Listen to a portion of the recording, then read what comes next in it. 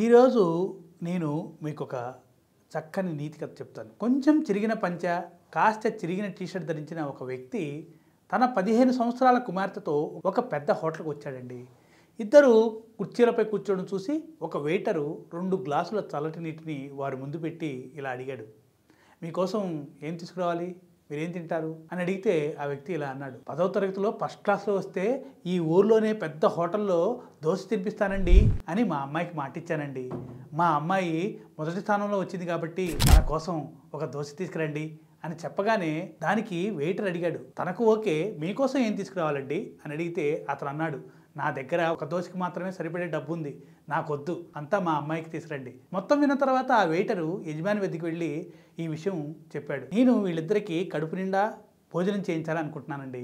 ఇప్పుడు నా దగ్గర డబ్బు లేదు, కాబట్టి మీరు వారి బిల్లు మొత్తాన్ని నా జీతం నుండి తీసేయచ్చు. అప్పుడు ఆ ఓనర్ ఇలా అన్నాడు, ఈరోజు మనం హోటల్ తరపున తను ఫస్ట్ వచ్చినందుకు వాళ్ళకి పార్టీ మనమే ఇద్దాం అన్నాడు. వెంటనే అది విన్న వెయిటరు చాలా ఆనందపడ్డాడు. హోటల్ వాళ్ళు ఒక టేబుల్ని చక్కగా అలంకరించారు. ఎవరైతే హోటల్లో ఉన్నారో వారందరితో ఆ అమ్మాయి విజయాన్ని చాలా అద్భుతంగా జరుపుకున్నారు వాళ్ళు. ఆ యజమాని వాళ్ళకి 3 దోశలతో పాటు ఇరుగు పొరుగు వారికి స్వీట్స్ పంచండి అని పెద్ద సంచిలో ఆ ప్యాక్ చేసి ఇచ్చాడు, ఒక స్వీట్ ప్యాకెట్. కొద్దిసేపటికి అతను అతని కుమార్తె కళ్ళల్లో ఆనందంతో కన్నీళ్లతో తమ ఇంటికి వెళ్ళారు. ఏళ్ళు గడిచిపోయాయండి. ఒకరోజు ఆ అమ్మాయి ఐఏఎస్ పరీక్షలో ఉత్తీర్ణత సాధించి ఆ జిల్లాకే కలెక్టర్గా వచ్చింది. ఆమె ముందుగా ఒక అటెండర్ని అదే హోటల్కి పంపించి, కలెక్టర్ గారు మీ హోటల్కి అల్పాహారం తీసుకోవడానికి వస్తున్నారని చెప్పమని తెలియజేయమంది. హోటల్ యజమాని వెంటనే ఒక టేబుల్ని బాగా అలంకరించాడు. ఈ వార్త వినగానే హోటల్ మొత్తం కస్టమర్లతో నిండిపోయింది. అదే అమ్మాయి కలెక్టర్ అయ్యి తన తల్లిదండ్రులతో నవ్వుతూ ఆ హోటల్ వద్దకు వచ్చింది. అందరూ ఆమెని గౌరవించడానికి నిలబడ్డారు. హోటల్ యజమాని ఆమెకి ఫ్లవర్ బొకే తీసుకుని వచ్చి ఆమెకి ఇచ్చి ఆర్డర్ కోసం అభ్యర్థించాడు. ఏం కావాలి మేడం? ఆయన అలా వెళ్తున్నప్పుడు ఆమె ఇలా చెప్పింది, మీరిద్దరూ నన్ను గుర్తించలేకపోవచ్చు. కొన్నేళ్ల కిందట ఎవరి తండ్రికి అయితే ఇంకో దోశ తినడానికి డబ్బు లేదో నేనే ఆ అమ్మాయిని. అప్పుడు మీరిద్దరూ మానవత్వానికి నిజమైన ఉదాహరణగా నిలిచారు. నేను పాస్ అయినందుకు ఒక అద్భుతమైన పార్టీని ఇచ్చి మాకే కాకుండా మా పొరుగు వారికి కూడా ఇవ్వమని స్వీట్స్ ప్యాకెట్ ఇచ్చారు. ఈరోజు నేను మీ ఇద్దరి మంచితనంతో స్ఫూర్తి పొంది ఇప్పుడు కలెక్టర్ అయ్యాను.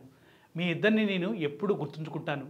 ఈరోజు ఈ పార్టీ నా తరపున ఉన్న కస్టమర్లందరికీ మరియు మొత్తం హోటల్ సిబ్బందికి బిల్లు నేనే కడతానంది ఆ కలెక్టర్. అలా అని అందరి ముందు వాళ్ళని సత్కరించింది కూడా. అప్పుడు ఆ హోటల్కి ఆ సరస్వతి పుత్రికకు ఉన్న బంధం గురించి నలుగురికి తెలిసింది.